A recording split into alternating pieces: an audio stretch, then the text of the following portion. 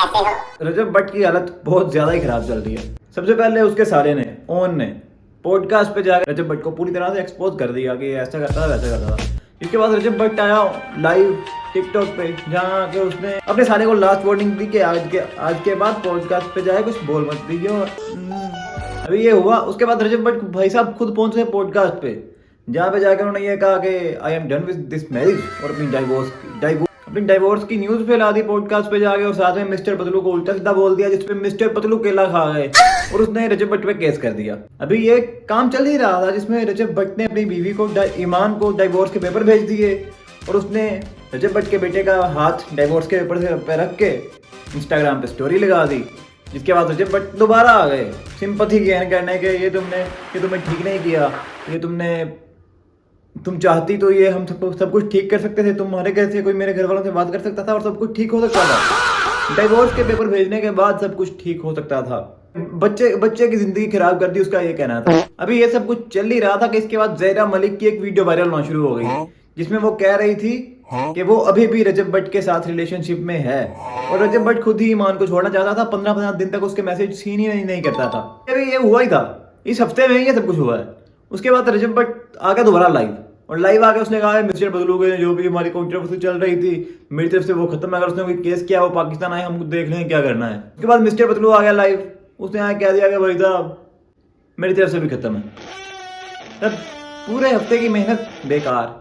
लेकिन अभी ये मामला यहाँ खत्म नहीं हुआ पॉडकास्ट वाला, जिसके बाद काफ़ी पाकिस्तान के जो यूट्यूबर्स वगैरह हैं वो आ गए कि जो रेहान तारिक है, जो पॉडकास्टर है जिसने रजब भट्ट को पॉडकास्ट पे बुलाया था, ये सिर्फ और सिर्फ इसका मकसद ही ये रहेगा जिंदगी का कि इसने रजब भट्ट को प्रमोट करना है और इसकी इमेज साफ करनी है। मतलब चीज इसने रजब भट्ट ने किया था, लेकिन अब सिंपैथी भी इसे लेकर देनी है, इसलिए वो इसका टट्टू बना हुआ है रेहान तारिक। मेनली ये बात चल रही है। और अंदर की खबर ये है कि जो है नानी वाला, पुराना नानी वाला, वो पहले गया रजब भट्ट के पास, उसने कहा कि मैं तुम्हारा रेहान तारिक के साथ पॉडकास्ट करवाता हूँ। उसने कहा ओके। उसके बाद गया रेहान तारिक के पास, उसने कहा कि मैं तुम्हारा रजब भट्ट के साथ पॉडकास्ट करवाता हूँ। उसने भी कहा ओके। इसने पहले रेहान तारिक को कहा कि मेरे साथ पहले पॉडकास्ट करो, और अपनी इमेज क्लीन करवाई।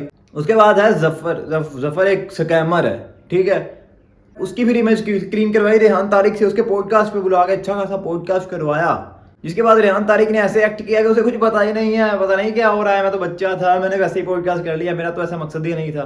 बट आगे बढ़ते हुए पीसीबी ने आपको ये तो पता होगा कि 50 लाख का फाइन लगा दिया था प्लेयर्स के ऊपर। अभी वो बात पुरानी होने ही वाली थी कि उसके बाद इंडिया जीत गया वर्ल्ड कप, तो पहले सिद्धू की तरफ से आया बहुत गंदा रिस्पॉन्स मोहम्मद आमिर के लिए, लेकिन वो बाद में सही भी हो गया। लेकिन उसके बाद मोहम्मद कैफ की तरफ से इतनी लंबी वीडियो आई स्पेशली मोहम्मद आमिर के लिए, जिसके बाद मोहम्मद आमिर ने उसका रिप्लाई किया। मतलब कि एक बंदे ने, आमिर ने शो पे बैठ के पूरे इंडिया को रेजवेट कर दिया। और आमिर से याद आया शाहिद हाशमी, जो कि एक एंकर है, उसने ये न्यूज़ ब्रेक की कि बाबर आजम और पाकिस्तानी काफ़ी और प्लेयर सलमान मिर्जा वगैरह लड़की को छेड़ रहे थे, जिस पे लड़की ने उन पर केस कर दिया है। लेकिन वो न्यूज़ फेक निकली और बाबर आजम और दूसरे क्रिकेटर्स की तरफ से कोई रिएक्शन नहीं आया। लेकिन सलमान अली मिर्जा ने जियो न्यूज़ और शाहिद हाशमी पे 100 मिलियन का डेफेमेशन केस कर दिया, उन्होंने रिवर्स कर दिया। अब अगली न्यूज़ आ रही है, मोबली न्यूज़। कराची में एक मौलवी साहब ने शैतान का मुजस्मा बनवाया ताकि ईरान के हक में रैली निकालेंगे और उस रैली के बाद उस शैतान के मुजस्मे को तोड़ देंगे। हाँ, रावण बना दिया इन्होंने यहाँ पे पाकिस्तान में। बट वो मौलवी साहब को वो मुजस्मा मिलने से पहले ही वीडियो उसकी बनी काफ़ी वायरल हो गई, जिसके बाद कराची पुलिस पहली बार किसी मौके पर टाइम पे पहुँच गई और उस मुजस्मे को अपने कब्जे में ले लिया। तो अभी इस वक्त शैतान कराची पुलिस के कब्जे में है।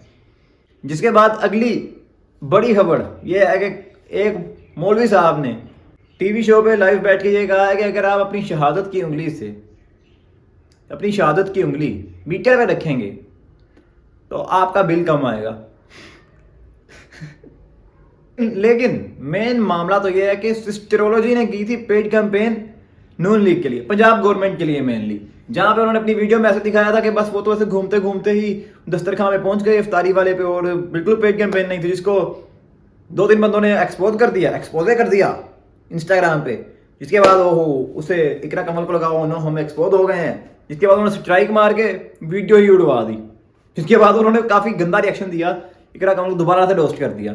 SRH जो कि इंडिया की आईपीएल की टीम है, उसकी जो है मालकिन काव्या, उसने खरीद लिया था अबरार अहमद को द लीग में।